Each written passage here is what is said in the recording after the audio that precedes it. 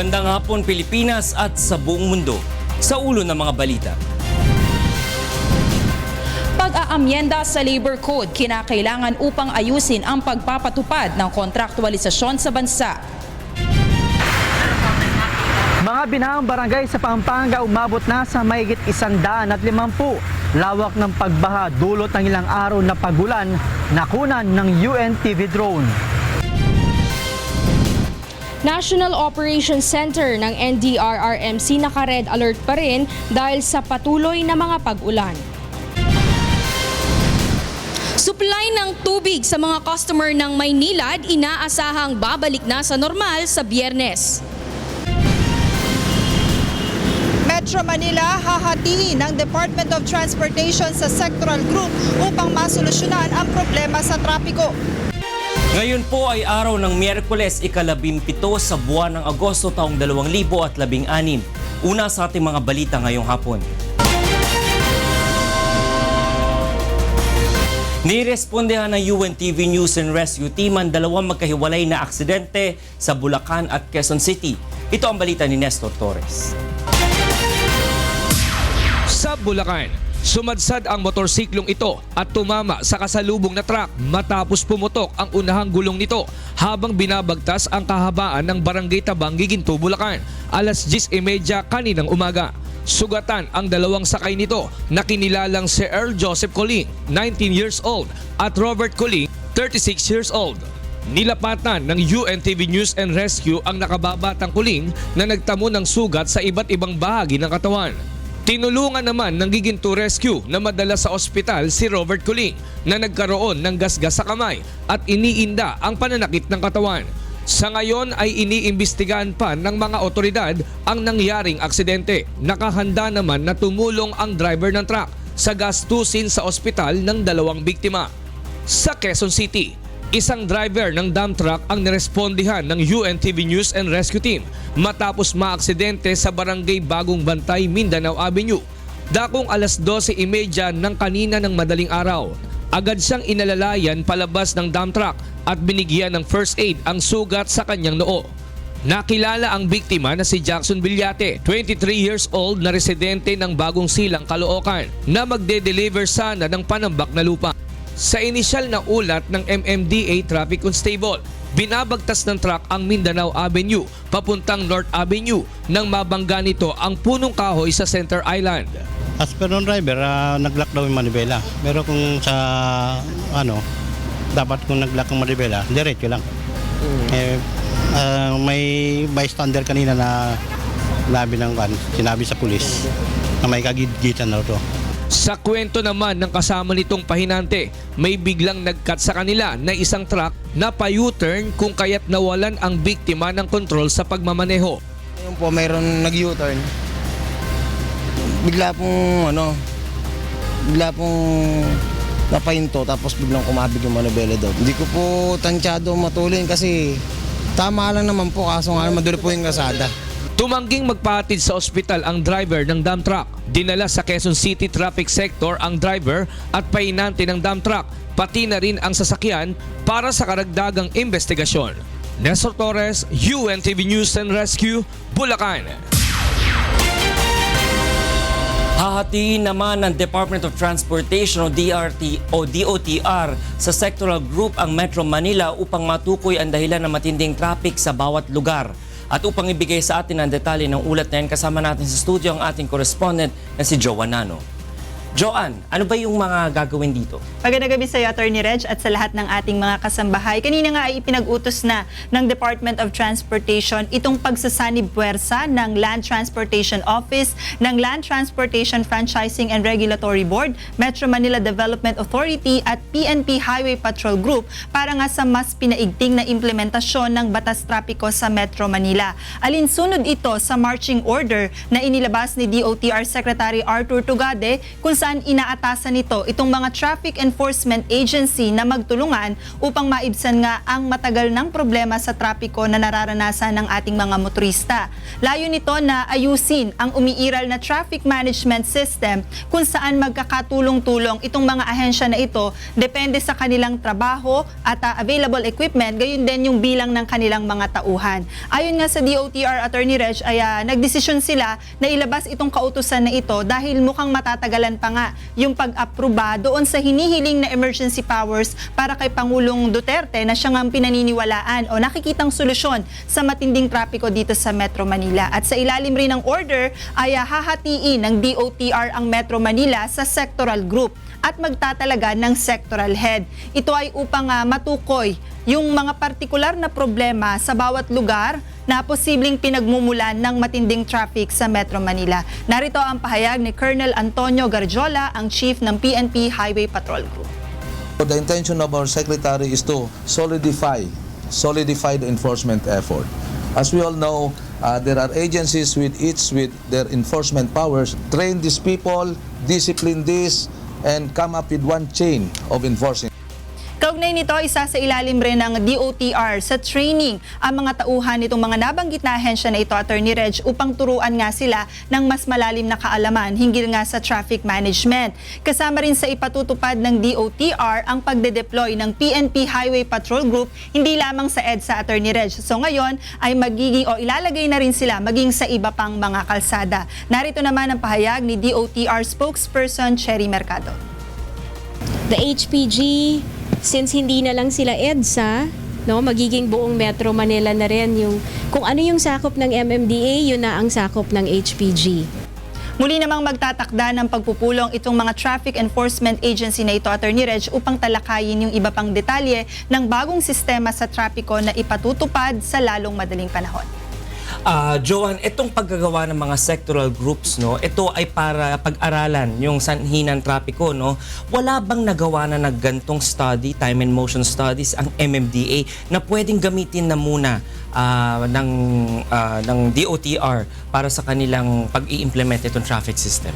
Lalabas kasi, Attorney Reg, kung ganito ang naging order nga ni DOTC Secretary Arthur Tugade, maaaring meron din naman na nagawa ang MMDA, pero maaari kasing hindi yun sapat at maaaring meron pang mga hindi nakikitang dahilan itong na nagdudulot nga ng matinding traffic. So sa pamamagitan nga nitong iniisip na ito ng DOTR, iniisip nila mas magkakatulong-tulong, siguro mas ma-identify talaga yung specific na problem sa bawat area na nagiging sanhi ng traffic, like yung mga illegal parking, kung meron bang mga ongoing na mga construction dyan na mga project, so yun. Ano ang timeline for the implementation nito? Kasi kung mag-aaral pa lang sila, siguro it takes 1 to 2 months, no, in order to come up with studies about this. And then the implementation, pag after ng mga 2 months na yun, by that time, Christmas rush na naman, holiday rush. So dadami na naman at bibigat na naman ng daloy ng trapiko. So aabot ba yun doon? Wala silang nabanggit na specific timeline, Attorney Reg, pero kanina sinasabi nga nito ng spokesperson ng DOTR, talagang inihahabol nila ito dahil nga bear season na, ngayon talagang marami yung, kumaga na-experience natin sa mga ganitong panahon talaga yung matinding traffic situation. Kaya naman inihahabol nila yan. Pero yung specific talagang kung kailan, kasi sa ngayon, Attorney Reg, talagang kumbaga parang kumbaga parang masyado pang bubot or masyado pang, how do you call that? So masyado pang maaga pa. Kumbaga parang sa ngayon kasi, Attorney Reg, hindi pa ganun ka-detalyado talaga. Kaya magkakandak pa lang ulit sila ng interagency meeting to discuss kung paano nga ba yung magiging sistema rin ng hierarchy ng magiging instruction, kung PNP HPG ba ang magbibigay ng instruction, tapos magiging subordinate niya ang MMDA. So yung mga bagay na yun ay pag-uusapan pa nila. So wala bang taning sa kanila si President Duterte na maayos na to within the next 100 or with the first 100 days ng kanyang panunungkulan? Kasama yan, Attorney Reg, sa win-workout nila. Maraming salamat, Joanne Nano, para sa ulat na yan. Sa ibang balita, sa Biyernes na inaasahang maibabalik sa normal ang supply ng tubig sa mga customer ng Maynilad. Ito ang balita ni Yoshiko Sata. Makararanas na ng normal na supply ng tubig sa Biyernes ang mga customer ng Maynilad sa kanlurang bahagi ng Metro Manila. Kampante si Maynilad Chief Operating Officer Randolph Estrellado na kapag nagtuloy-tuloy ang pagbaba ng turbidity level sa Ipo Dam ay magiging maayos na ang supply ng tubig. As of 12 noon today, below 200 NTU na yung raw water na pumapasok sa ating planta. Kaya full production ho kami ngayon, walang bawas.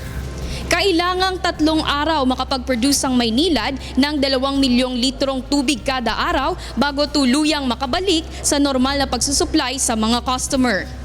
Kasalukuyang ring pinupuno ang Bagbag Reservoir. Ayon sa Maynilad, nakararanas pa rin ngayon ng mahinang supply ng tubig ang mga residente na nasa matataas na lugar sa kanlurang bahagi ng Metro Manila. Kabilang na ang mga nasa Quezon City, Valenzuela at Maynila, partikular na ang Sampaloc, Quiapo, San Miguel, Santa Cruz at Santa Mesa. Apektado rin ang Caloocan, Parañaque, Pasay, Navotas, Muntinlupa, Malabon, Makati at Las Piñas. Kabilang rin sa apektado ng mahina at paputol-putol na supply ng tubig ang Cavite, partikular na ang Imus, Cavite City, Noveleta, Rosario, Kawit at Bacoor. Nagsimulang magkaroon ng problema ang Maynilad sa water supply noong Sabado at Linggo dahil sa walang hupang mga pag-ulan buhat ng habagat na nagparumi naman sa tubig na nagmumula sa Ipo Watershed. Yoshiko Sata, UNTV News and Rescue, Quezon City. Makikipagtulungan ng Department of Labor and Employment o DOLE sa Senado upang maamyendahan ng Labor Code nang matigil na ang mga maling pagpapatupad ng contractualization system sa bansa. Ito ang balita ni Joyce Balancho. Sinimula ng siyasatin ng Department of Labor and Employment o DOLE ang mga industriya at mga negosyo nagpapatupad ng contractualization sa kanilang mga empleyado. Kabilang na dito ang mga hotel, restaurant, mall, manufacturing industry, agricultural plantation at iba pa. Sa pagdinig ng Senado kanina, sinabi ni Labor Undersecretary Joji Aragon na nais nila maamyendahan ang Labor Code dahil maraming butas sa definisyon at implementasyon ng kontraktualisasyon. Once and for all, we need to have a clear definition what constitute labor-only contracting. But labor-only contracting has so many badges or ito po mga sign. Naka-silent po kasi yung batas dyan. This has to be through an implementing rules and regulations. Ayon kay Senator Joel Villanueva, ang chairman ng Committee on Labor, Employment and Human Resources Development, hinihingi niya sa Pangulo na i-certify as urgent ang panukalang batas upang amyendahan ang Labor Code. Binigyan linaw naman ng senador na hindi nila nais wakasan ang sistemang ito, kundi bigyan lamang ng klarong limitasyon ang kontraktualisasyon. Yung maling kaisipan ng ating mga kababayan, no, na yung contractual, ibig sabihin mali po yun. Hindi naman po accurate yun. No? Ang ating tinutugis dito at nais itumba ay yung evils of contractualization o yung endo na tinatawag. I-hire ka after 5 months o 6 months, tatanggalin ka. Pagkatapos, i-hire ka ulit, the same job description, the same person. Nais din ng DOLE na bigyan ng ngipin ang Labor Code dahil sa ngayon walang nakalagay na probisyon na penalty sa mga lumalabag na industriya sa batas. So kanina po sa committee hearing, na-raise naman po that at most the penalty is for the principal to be ordered to regularize workers at bayaran po yung mga sahod po ng mga manggagawa. But at present, wala po siyang penalty either in the form of fine o yung criminal penalty for that matter. Sa ngayon, habang sinasagawa ng DOLE ang inspeksyon sa mga umunay lumalabag sa Labor Code, patuloy rin nilang pinag-aaralan ang ilang pampwedeng amyendahan upang mabigyan ng security of tenure at tamang mga benepisyo ang mga manggagawa. Nilinaw naman ni Senator Joel Villanueva na hindi layunin ng Senate inquiry na ipatigil ang paglago ng mga negosyo at pataasin ang unemployment rate sa bansa, kundi upang ayusin lang ang sistema ng employment upang mas marami pang trabaho ang mabuo at mabigyan ng mas magandang working conditions ang mga manggagawa. Joyce Balancho, UNTV News and Rescue, Senate of the Philippines. Lubog pa rin sa baha ang mahigit sa 150 barangay sa Pampanga dahil sa mga pag-ulang dulot ng habagat. Nakuna ng UNTV drone ang lawak ng pagbaha sa lalawigan. Mula sa Pampanga, ito ang balita ni Joshua Antonio, live. Yes, Joshua.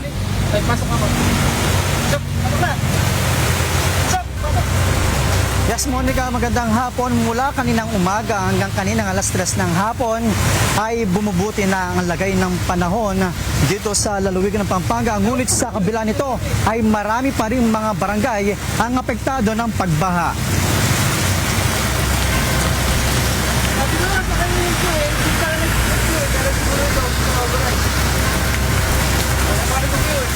Sa pinakauling ulat ng PDRRMO ay nasa 151 na mga barangay ang lubog sa tubig baha. 18 sa Masantol, 14 sa siyudad ng San Fernando, 14 sa Mexico, 7 sa San Simon, 12 sa Macabebe, 25 sa Guagua, 13 sa Lubao, 10 sa Bacolor, 6 sa Candaba, 4 sa Florida Blanca, 11 sa Minalin, 2 sa bayan ng Arayat, 4 sa Santo Tomas at 3 naman sa San Luis. Ang mga pangunahing kalsada sa mga MacArthur Highway sa San Simon, Minalin, Santo Tomas, siyudad ng San Fernando, Guagua at Lubao ay hindi pa rin madaanan ng mga light vehicle dahil sa malalim na pagbaha. Sa pag-ikot namin sa mga barangay na apektado ng pagbaha, gaya ng bayan ng San Simon, Minalin, Santo Tomas at siyudad ng San Fernando, gamit ang UNTV drone ay makikita na mayroon pa rin hanggang tuhod, kaya hirap pa rin makatawid ang mga malilit na sasakyan. Sa bahagi naman ng Santo Tomas, pinangaambahan ng mga residente ang pagguho ng tail dike. Kanina ay nagbayanihan ang mga residente na maglagay ng sandbag.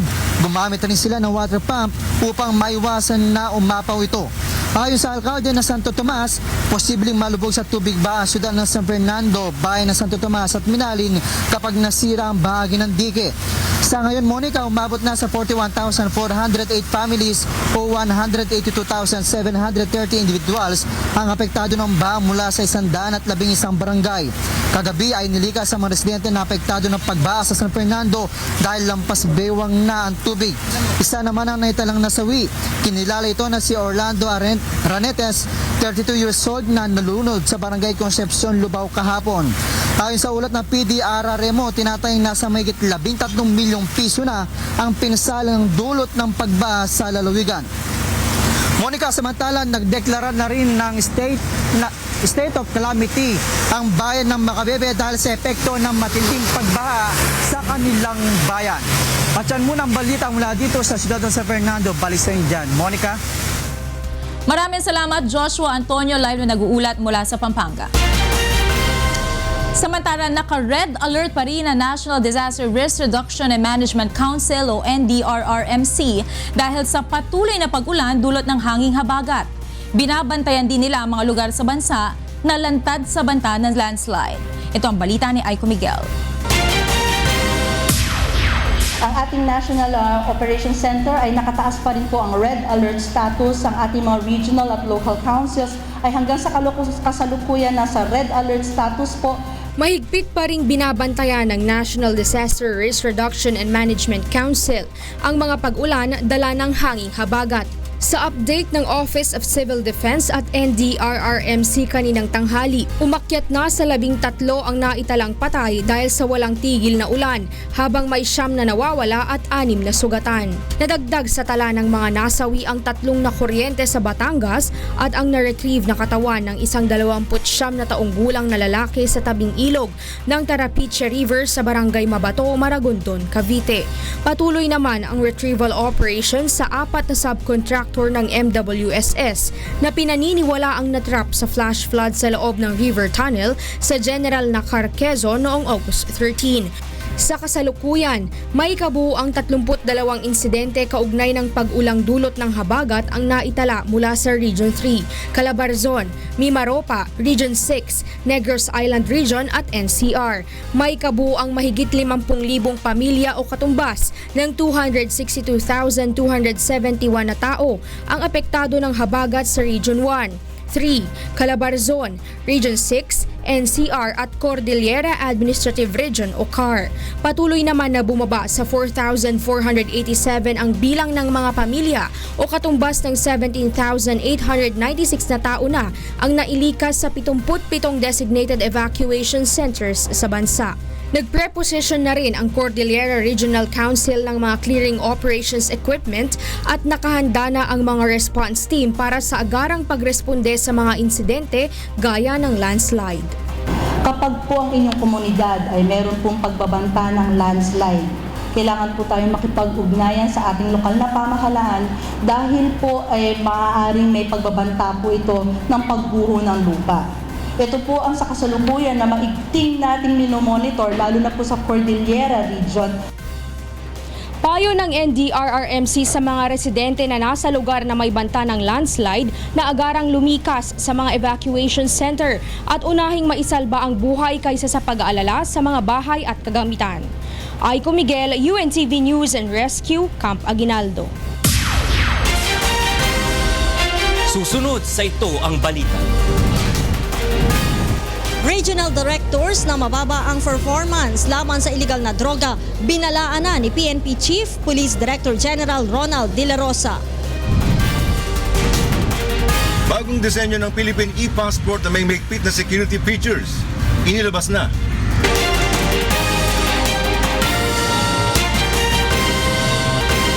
Nagbabalik ang ito ang balita. Pinaghahandaan na ng Palasyo ng Malacanang ang posibleng unang official foreign trip ni Pangulong Rodrigo Duterte sa Malaysia. Ito ang balita ni Bernard Dadis.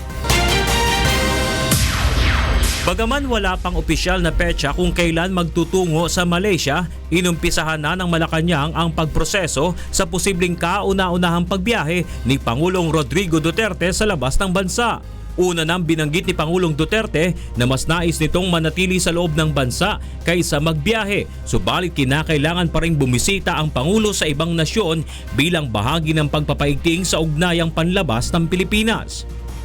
It's part of tradition that the new president visits all because we're also preparing for our leadership when we take over the ASEAN. That's part of the preparation. After Laos, we're going to be taking over. Mula August 23 hanggang August 30, posible ring bisitahin ni Pangulong Duterte ang iba pang Southeast Asian nations tulad ng Brunei, Indonesia at Singapore bago magtungo sa Laos sa September 6. Ang Pilipinas ang hahaliling host country sa Laos para sa Association of Southeast Asian Nations Summit sa susunod na taon. Ayon sa Malacanang, wala pang pinal na desisyon ang Pangulong Duterte hinggil dito. Una nang ipinarating ni Presidential Advisor on the Peace Process, Secretary Jess Dureza, ang welcome message ni Malaysian Prime Minister Datuk Seri Najib Razak sakaling matuloy ang planong pagbisita ni Pangulong Duterte sa Malaysia. Ang pamahalaan ng Malaysia ang nagsisilbing facilitator sa usapang pangkapayapaan ng pamahalaan at Moro Islamic Liberation Front o MILF. Partner din ng Pilipinas ang Malaysia at ang Indonesia sa pagpapanatili ng seguridad at paglaban sa terorismo at kriminalidad sa timugang bahagi ng bansa. Bernard Dadis, UNTV News and Rescue, Philippines. Sa ibang balita, prioridad ng House Committee on Public Information na maipasa ngayong taon ang Freedom of Information o FOI Bill na matagal nang isinusulong sa Kongreso. Ito ang balita ni Grace Casid. Susubukan ng House Committee on Public Information na maipasa sa mababang kapulungan ng Kongreso ang Freedom of Information Bill bago matapos ang taon. Ayon kay ACT Teachers Party List Representative Antonio Tino, chairman ng komite, malaki ang tsansa na maipasa ito sa ilalim ng 17th Congress. Lalo't mismo ang Pangulong Duterte ay isang-ayon dito at naglabas ng executive order upang agad itong maipatupad. Napakalaki ng tsansa, posibilidad na magkakaroon na tayo ng Freedom of Information Act within the 17th Congress. Tiniyak ng kongresista na hindi watered-down version ang kanilang isa sa batas.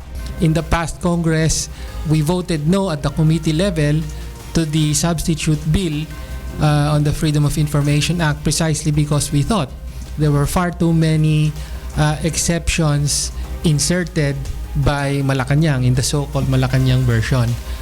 Sa ngayon, nakahain na rin sa Senado ang FOI bill at hinihintay na lamang na masimulan ang pagdinig ukol dito. Ang FOI bill ay ang panukalang batas na magbibigay ng access sa publiko na makita ang mga transaksyong pinapasok ng gobyerno sa lahat ng kanilang mga proyekto, maliban na lamang sa mga impormasyon na maaaring magdulot ng banta sa seguridad ng bansa at ng mamamayan.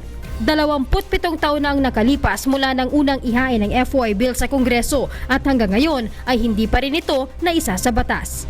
Grace Casen, UNTV News and Rescue, House of Representatives. Muli namang binigyang diin ni Pangulong Rodrigo Duterte na magpapatuloy ang paglaban sa iligal na droga sa bansa sa kabila ng pagbatikos ng ilang grupo. Mula sa Camp Crame, itong balita ni Rosalie Cos live. Rosalie, go ahead.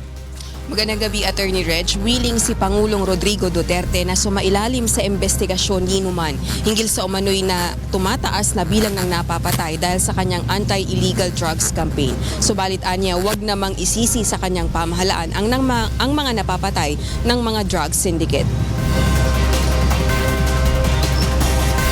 Question din ng Pangulo ang United Nations sa pahayag nito ukol sa mga napapatay na drug personalities sa Pilipinas. Hindi anya maikukumpara ang nasa 1,000 drug user na napatay sa mga operasyon dahil sa nasiraan na ng bait at nanlaban sa mga pulis kumpara sa maraming kababaihan, kabataan at matatanda na nabibiktima ng sari-saring kriminalidad tulad ng terorismo. There are about just 1,000. There are a lot of people, innocent women, child, young women, young men, old women being killed elsewhere in this world without even saying the slightest justice.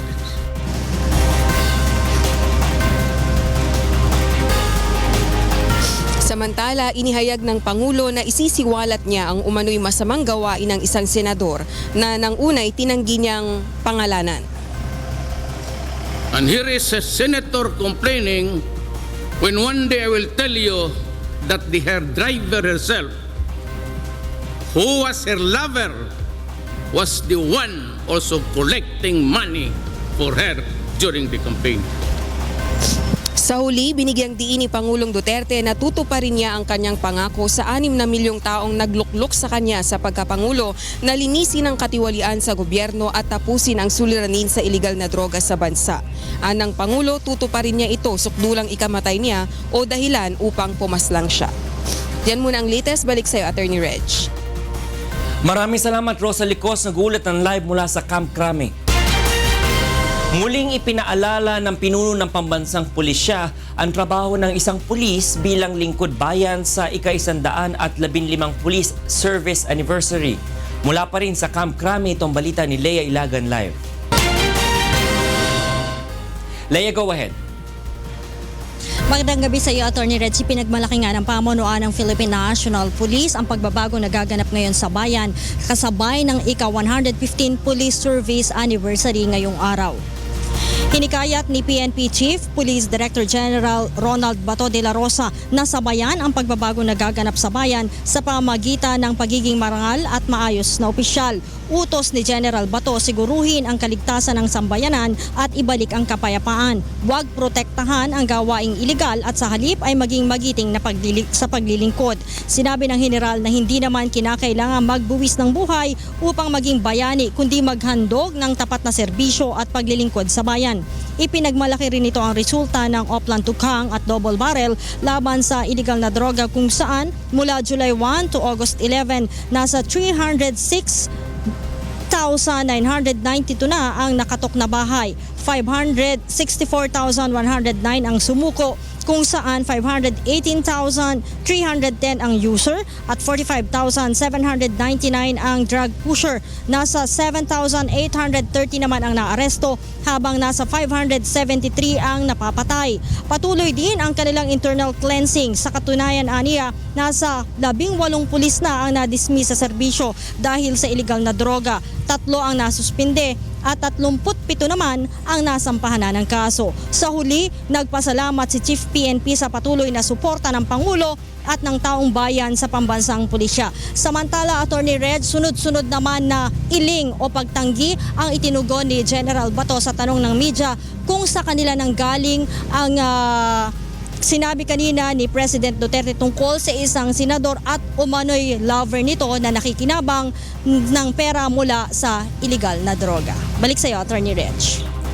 Leia, isang katanungan lamang, no? Dito ba sa anibersaryo na ito, merong mga pinatukoy si General Bato na mga tiwaling pulis? Meron ba siyang pinapatukuyan dyan sa kanyang mga paalala?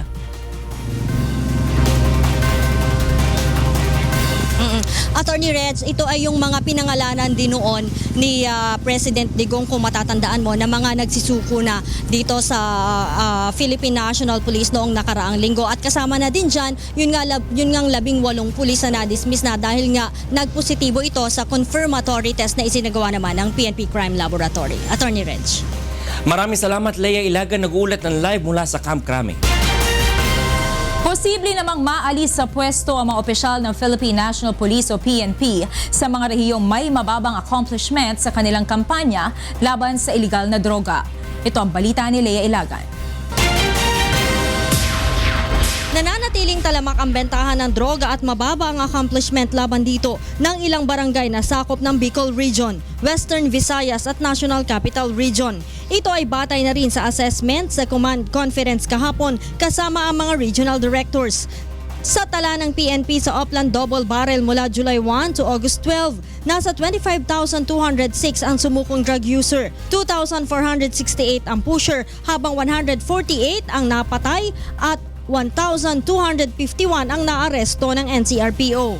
Sa Police Regional Office 5 naman, nasa 34,056 ang sumukong user, 1,890 na pusher, 23 ang napatay at 448 ang naaresto.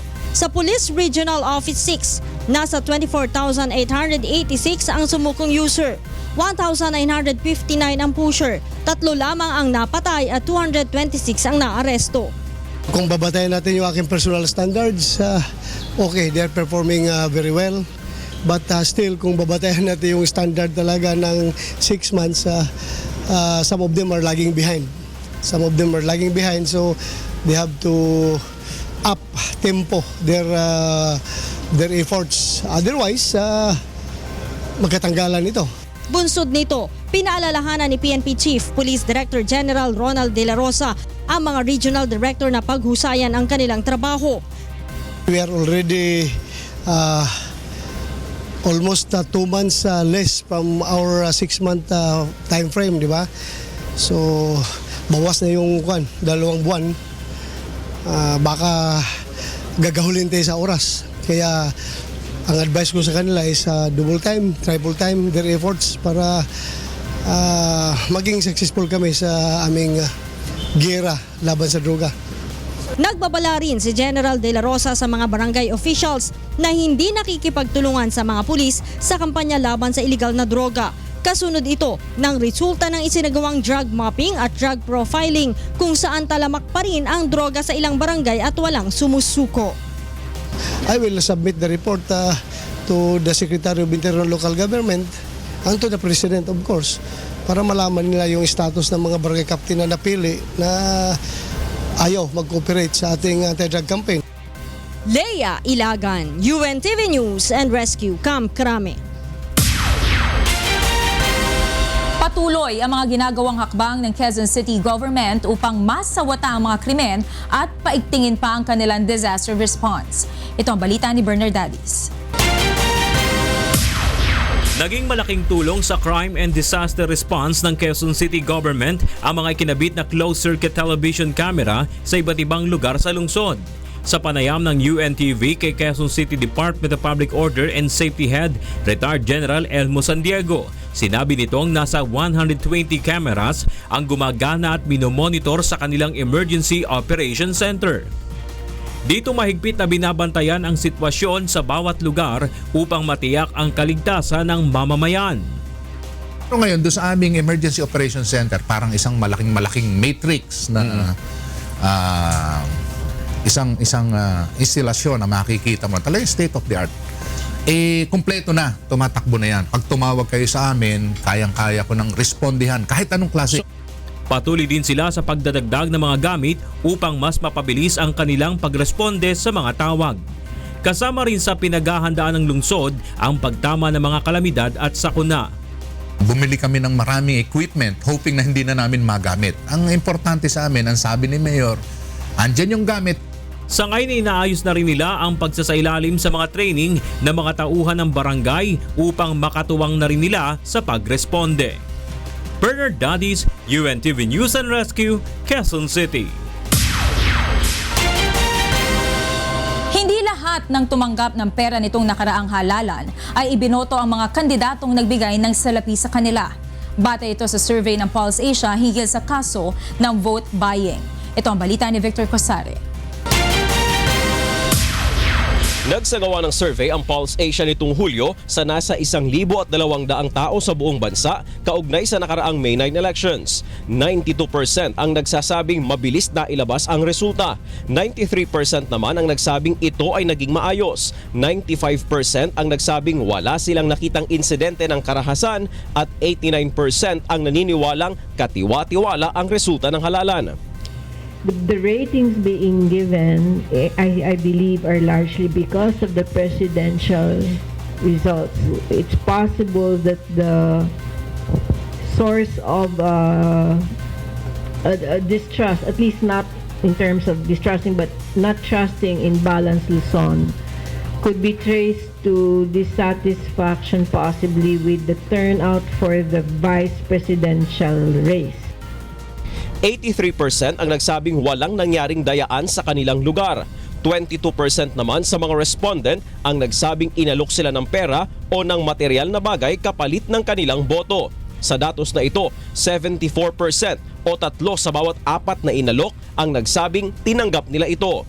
Malaking porsyento sa mga tumanggap ay nagsabing hindi nila matanggihan ang libreng regalo, habang ang iba ay nagsabing kailangan nila ng pera. Ayaw nilang ipahiya ang nag-aalok o di kaya ay pagkakataon na nila ito upang makakuha ng pakinabang mula sa mga mayayaman at makapangyarihan. Subalit sa mga umaming tumanggap sila ng pera, 18% lang ang nagsabing ibinoto nila ang kandidato o ang mga kandidatong nagbigay nito. 28% naman ang hindi ibinoto yung kandidatong namili ng boto, habang 49% ay nagsabing hindi ibinoto ang lahat ng mga sangkot sa vote buying. Subalit para sa COMELEC, hindi pa rin katanggap-tanggap ang katwiran na tanggapin na lamang ang pera, subalit iboto naman ang iba. Hindi namin ina-advise yun. Mali yan eh. So, hindi dapat tumatanggap ng pera para bumoto. Ayon sa COMELEC, ang pagpapaigting pa rin sa voters' education ang nakikita nilang paraan upang labanan ang vote buying. Pinagbabawal yan, no? It's an election offense. Kaya lang nga, mahirap patunayan kasi nga kailangan mo dyan, ang tumestigo ay yung nagbenta ng kanyang boto. Pero kung siya ititistigo na nagbenta siya rin ay makukulong eh. Victor Cosare, UNTV News and Rescue, Manila.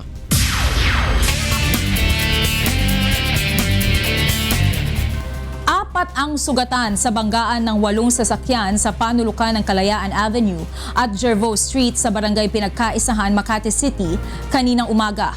Galing ng Paseo de Rojas ang air-conditioned passenger jeep na biyaheng Kalayaan LRT Taft at binabagtas ang pababang daan papuntang Kalayaan C5 nang mawala nito ng preno. Damay sa aksidente ang 4 na private vehicle, 2 UV Express van at isa pang air-conditioned jeep.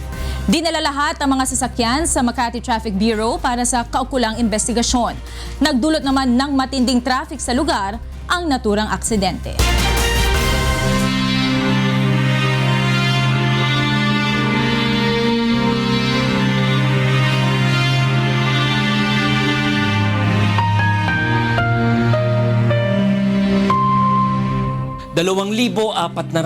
at 59 na araw na po ang nakalipas mula na maganap ang malagim na Maguindanao Massacre. Ngunit hanggang ngayon ay naghahanap pa rin tayo ng katarungan sa mga biktima ng malagim na krimen. At sa tila madilim na hinaharap ng kaso, hindi po bibitiw ang UNTV sa labang ito hanggang makamit ang katarungan hindi lamang para sa aming 4 na kasamahan, kundi sa lahat ng mga biktima ng karumal-dumal na pamamaslang. Susunod sa Ito ang Balita. Bagong disenyo ng Philippine e-passport na may mahigpit na security features. Inilabas na.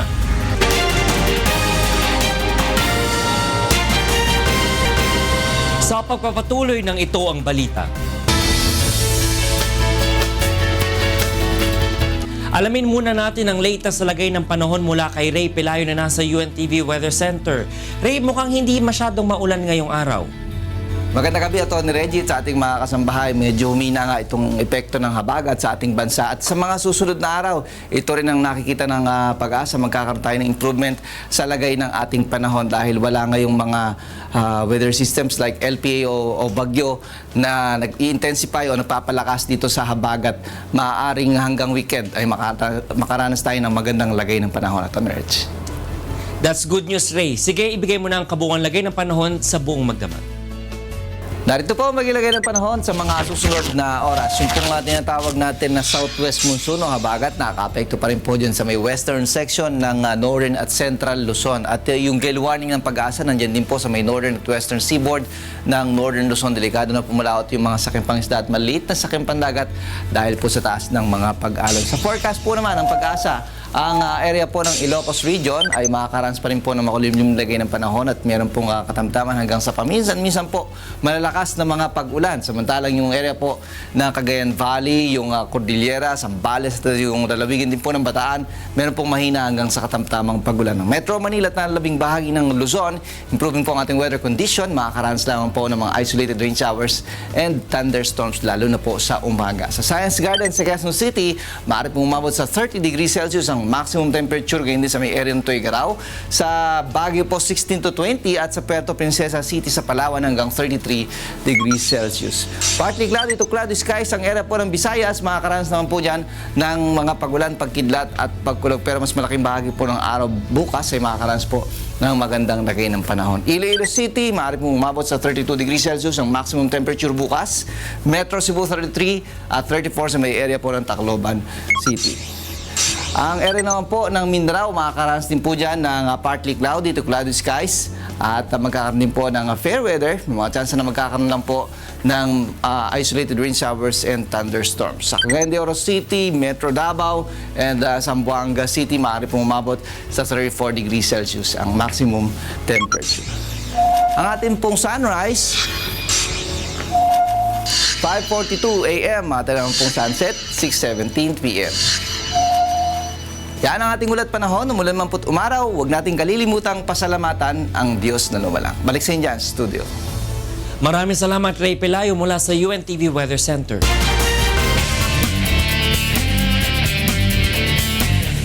Alamin naman natin ang sitwasyon sa mga lansangan sa oras na ito mula sa EDSA PhilAm. Ito ang balita ni Joan Nano live. Joan, go ahead.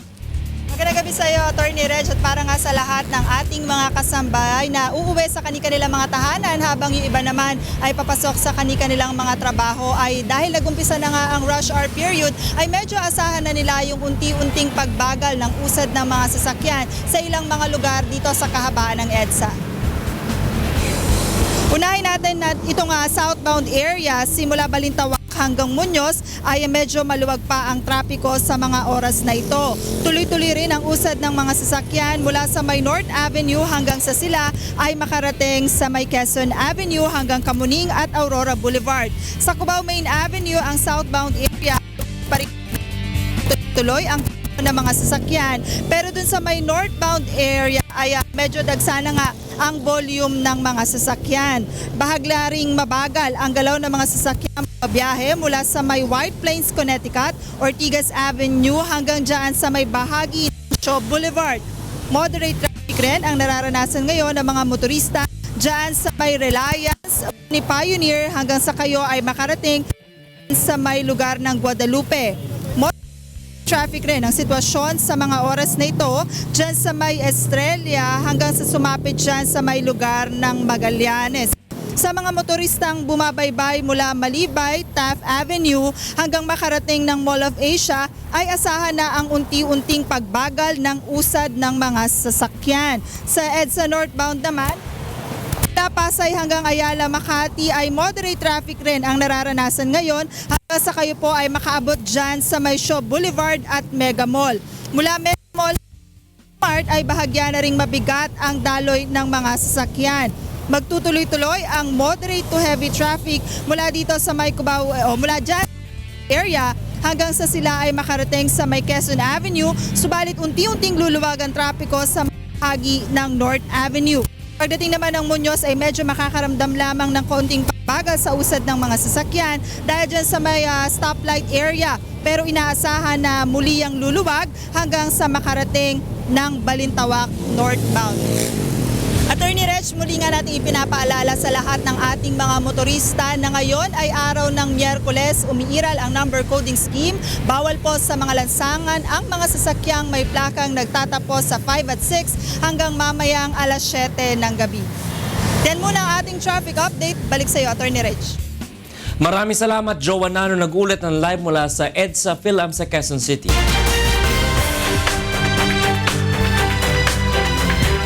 Inilunsad na ng Konsulado ng Pilipinas sa Dubai ang bagong e-passport na may mahigpit na security features. Ito ang balita ni Bert Cerudo.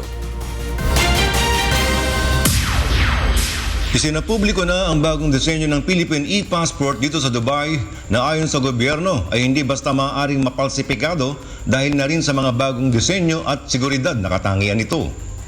Ang bagong pasaporte ay naglalaman ng 44 na pahinang kinapapalooban ng disenyo tulad ng pambansang agila, mga ipinagmamalaking lugar at yaman ng bansa na sa bawat pahina ay mga linya ng lupang hinirang at mabusising ethnic microprints na may ultraviolet ink at marks. Isa pa sa pinagmamalaki ng gobyerno ay ang upgraded microchip na nakadikit sa pasaporte upang maiwasan ang anumang insidente ng pagpalsipika ng pasaporte. Ayon kay Consul General Paul Raymond Cortez, 3 uri ng passport ang inilabas base sa mga personalidad na gagamit nito. Again, it's the same colors as what we always had. The maroon, meaning regular, diplomatic for the blue, which is for, foreign service personnel, the president, the vice president, senate, red for official passports. These are the government officials, assistant secretaries who go on, to visit, let's say, other countries on official dates and official delegation, etc., etc. Ayon kay Consul Ferdy, ito ay ang pinaka-visually striking passport in the world at ang most secure passport na nagkaroon ang mga Pinoy dahil sa masusing detalye ng mga larawang naka-imprenta rito. Sa parehong halagang 240 dirhams at sa bagong sistemang Global Appointment System ng DFA, mabilis na makukuha ang bagong pasaporte sa loob ng 2 hanggang 3 linggo. Ang validity ng pasaporte ay aabot pa rin ng 5 taon. Payo naman ni Consul General Paul Raymond Cortez sa ating mga kababayang OFW na huwag gawing collateral ang passport upang magamit sa pag-utang. Do not give your passports to anybody, especially to loan sharks or as collateral, just because you want to, get some money. They do not own your identity. They do not own your person. Even if you owe money, they owe them money. So we do hope you treat the passport also with a little bit more respect of what it represents. Ang bagong e-passport ay alinsunod sa layo ng gobyerno ng Pangulong Duterte sa malawakang pagbabago sa sistema ng gobyerno upang magkaroon ng maayos na dokumentong pagkakilanlan ang bawat Pilipinong may hawak nito saan mang dako ng mundo. Bert Cerudo, UNTV News and Rescue, Dubai. Sa muling pagbisita ni Labor Secretary Silvestre Bello III sa Saudi Arabia, target ng kalihim na maiuwi na lahat ng mga stranded Filipino workers alinsunod sa kautusan ni Pangulong Rodrigo Duterte. Ito ang balita ni Judah Barquez. Dumating na sa Saudi Arabia si Labor Secretary Silvestre Bello III upang muling harapin ang repatriation ng libu-libong Filipino workers na stranded pa rin sa bansa. Ang main objective is to bring them all home. Kung meron magpaiwan, yung mga mabibigyan ng panibagong employment. Pero ang priority nila dyan ay pag-uwi nila. Dahil maliwanag yung utos ng ating presidente iuwi mo na sila. Yun ang aming tatargetin. Sa ikalawang araw ng pag-iikot ng humanitarian team sa Riyadh, kabuang 707 OFW sa 2 kampo ang nabigyan na ng ipinangakong tulong pinansyal ng pamahalaan. 405 naman ang nagpahayag ng kanilang pagnanais na makauwi na, habang ang iba ay humiling na makalipat sa ibang kumpanya.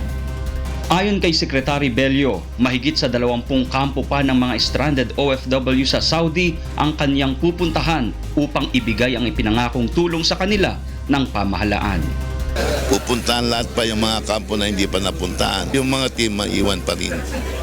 Tapusin nila yung trabaho nila dito. Samantala, ikinatuwa naman ng kalihim ang ulat na sasagutin ng pamahalaan ng Saudi Arabia ang pagpapauwi sa mga apektadong Pilipino.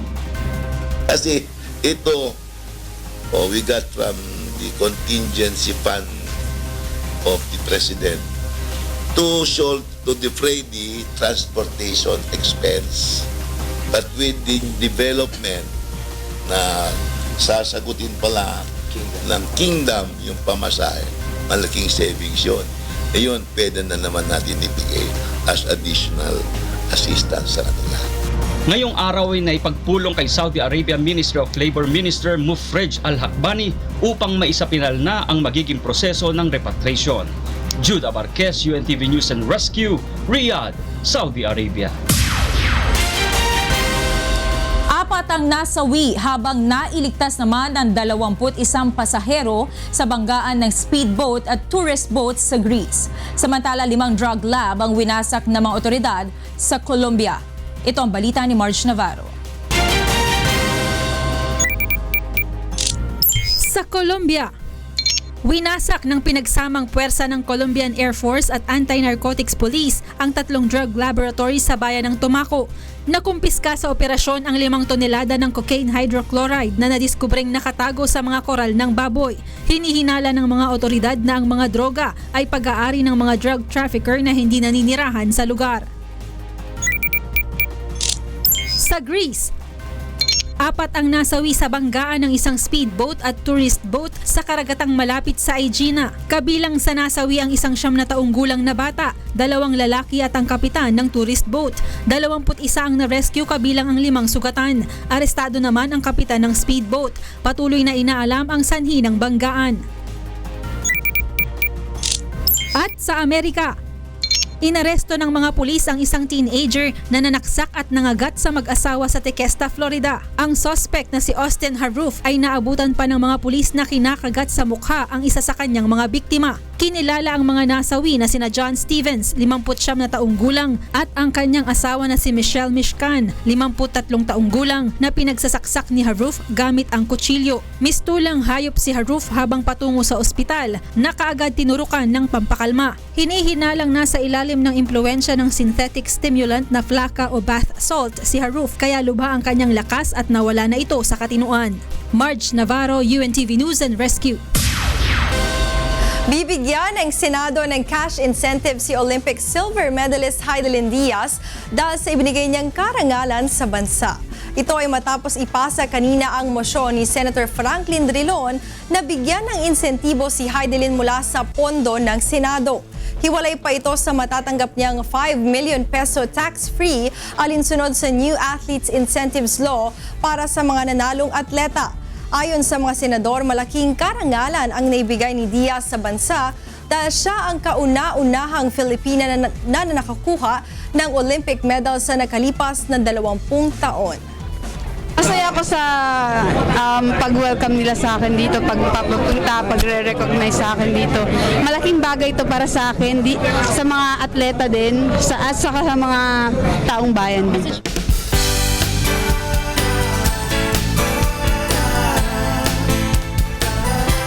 Blood donation, job referral, libreng konsultasyon at ultrasound ang ilan sa mga naitulong sa ating mga kababayan na dumulog sa programang Serbisyong Kasambahay ng UNCV. Ito ang balita ni Mirasol Abogadin. Iba't ibang problema ng ilan sa ating mga kababayan ang nasolusyonan sa tulong ng programang Serbisyong Kasangbahay. Si Arnel Pisngot ay lumapit sa programa noong nakaraang Huwebes upang humingi ng tulong na maipagamot ang kaniyang sakit sa bato. Ano bang problema natin, Arnel? Ano po yung pong kuya sa kidney stone ko po sa likod. Masakit pa rin? Opo, actually pong kanina pong umaga, ayun po. Naulit na naman. Sa tulong ng multi-specialty clinic ni Dr. Philip Tan, nakapagpakonsulta at naipa-ultrasound si Arnel. Findings natin kay Arnel, may nakita tayong bato sa kidney, medyo malaki-laki na doon. Meron tayong doon sa right side and meron din tayo sa left side. Ibig sabihin, 2 kidney stones nakita natin. Kaya kailangan may plus natin yung both sides na yan. We'll observe again for up to 1 month.